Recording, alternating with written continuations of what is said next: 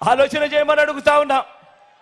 బాబు, ఆ ప్యాకేజీ స్టార్ను నువ్వు భీమవరం అంటే భీమవరం, గాజువాక అంటే గాజువాక, పిఠాపురం అంటే పిఠాపురం. బాబు ప్రయోజనం కోసం ఎక్కడ నిలబెడితే బాబుకు ప్రయోజనం కలుగుతుంది అని అంటే అక్కడ నిలబెట్టడం. ఎక్కడ కావాలంటే అక్కడ బాబు సిట్ అంటే సిట్టు, స్టాండ్ అంటే స్టాండు.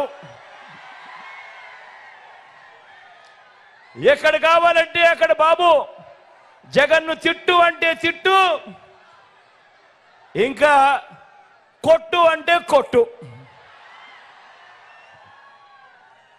దత్తపుత్ర, నీకు ఇచ్చేది 80 కాదు, నీకు ఇచ్చేది 20 అంటే దానికి కూడా జీ హుజూర్. ఇది ప్యాకేజీ స్టార్ పరిస్థితి. రాష్ట్రాన్ని హోల్సేల్గా దోచుకున్నది పంచుకునేందుకు చంద్రబాబు రాజకీయాలు చేస్తా ఉంటే, కులాన్ని హోల్సేల్గా బాబుకి అమ్మేయగలననే భ్రమతో ప్యాకేజీ స్టారు రాజకీయం చేస్తా ఉన్నాడు. ఈ ప్యాకేజీ స్టార్కు మన రాష్ట్రం అంటే ఎంత చులకనంటే, జ్వరం వస్తే పిఠాపురం వదిలి హైదరాబాద్ వెళ్ళిపోయేటంత చులకన.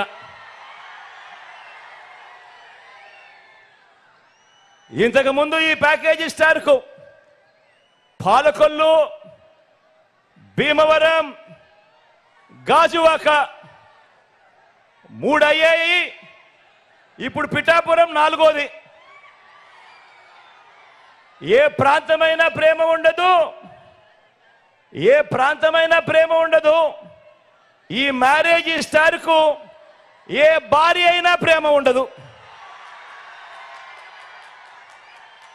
పెళ్ళిళ్ళే కాదు, ఇప్పుడు నియోజకవర్గాలు కూడా 4 అయ్యాయి.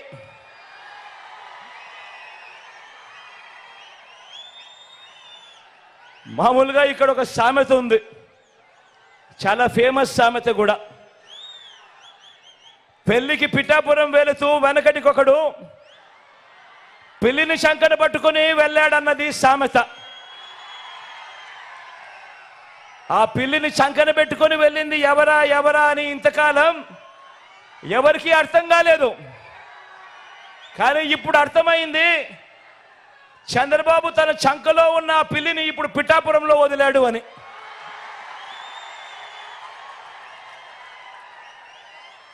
ఇది గాజు గ్లాస్ పార్టీ పరిస్థితి. ఈ గ్లాస్తో గటగట తాగేది బాబు. దాన్ని తోమి తుడిచి మళ్ళీ బాబుకు అందించేది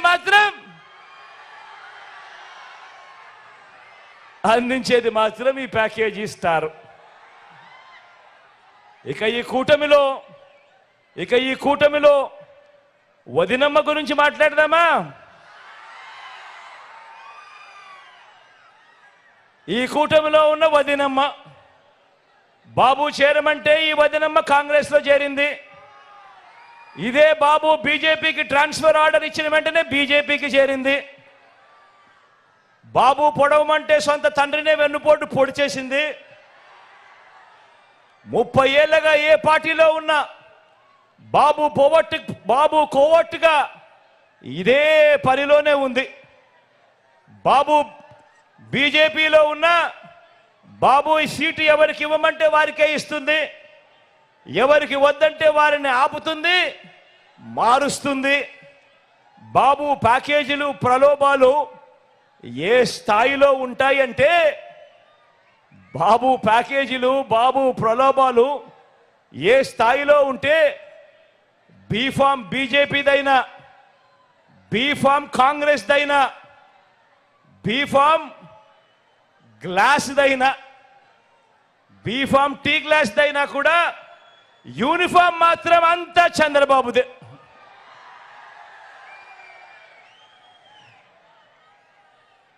ఆయన మేనిఫెస్టో కూడా, చంద్రబాబు మేనిఫెస్టో కూడా ఎప్పుడు ఎలా ఉంటుందనంటే, ఎన్నికలు అయ్యేదాకా మాత్రం రంగురంగుల స్వప్నాలు చూపిస్తూ ఉంటుందా మేనిఫెస్టో. ఎన్నికలు అయిపోయిన తర్వాత అదే మేనిఫెస్టో ఎక్కడ ఉంది అని వెతికినా కూడా కనపడదు, అది చెత్తబుట్టలో కనిపిస్తుంది. ఎన్నికలు అయిపోయిన తర్వాత ప్రజలకు ఆయన ఎప్పుడు చేసేది మోసాలే. ఇది చంద్రబాబు నైజం, ఇది చంద్రబాబు క్యారెక్టర్. మన బాబు ఎందుకింత దిగజారాడు, ఎందుకిన్ని కుట్రలు చేస్తా ఉన్నాడు, ఎందుకింత కుతంత్రాలు చేస్తా ఉన్నాడు, ఎందుకిన్ని మోసాలు చేస్తా ఉన్నాడు, ఎందుకిన్ని అబద్ధాలు చెప్తా ఉన్నాడు, ఎందుకు ఇన్ని పొత్తులు పెట్టుకుంటా ఉన్నాడు, వీటి అన్నింటితో కూటమి కడతా ఉన్నది ఎందుకు అని ప్రతి ఇంటా కూడా ప్రతి ఒక్కరూ కూడా ఆలోచన చేయమని కోరుతా ఉన్నా. కారణం ఏమిటో తెలుసా? కారణం చంద్రబాబు పాలనలో చరిత్రలో నిలిచిపోయే మైలురాళ్ళు ఏవీ లేవు. వ్యవస్థలు కానీ, మంచి పథకాలు కానీ, మంచి స్కీములు కానీ, ప్రజలకు చేసిన మంచి కానీ, ఇలాంటి పునాదిరాలు ఏవి కూడా చంద్రబాబు పాలనలో లేవు. చంద్రబాబు 14 సంవత్సరాలు ముఖ్యమంత్రిగా పరిపాలన చేశాడంటాడు, 3 సార్లు తాను ముఖ్యమంత్రిగా పాలన చేశాడంటాడు. కానీ తన పేరు చెబితే ఒక్కటంటే ఒక్కటైనా కూడా తన పేరు చెబితే ఒక్కటైనా కూడా మంచి గుర్తుకొస్తుందా అని అడుగుతా ఉన్నా మిమ్మల్ని అందరినీ కూడా నేను. ఇలా 2 చేతులు పైకెత్తారా, ఇలా ఇలా ఇలా ఇలా ఇలా ఇలా ఇలా ఇలా ఇలా ఇలా ఇలా ఇలా ఇలా ఇలా ఇలా తన పేరు చెబితే ఒక్కటంటే ఒక్క స్కీమ్ అయినా గుర్తుకొస్తుందా అని అడుగుతా ఉన్నాను. 2 చేతులు పైకెత్తారా ఇలా ఇలా ఇలా ఇలా ఇలా ఇలా ఇలా ఇలా.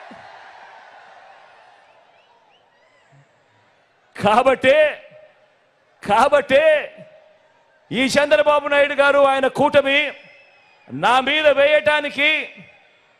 మీద వేయించడానికి వీళ్ళందరికీ గులకరాళ్ళే మిగిలాయి. ఈ చంద్రబాబు కూటమికి మన 58 నెలలు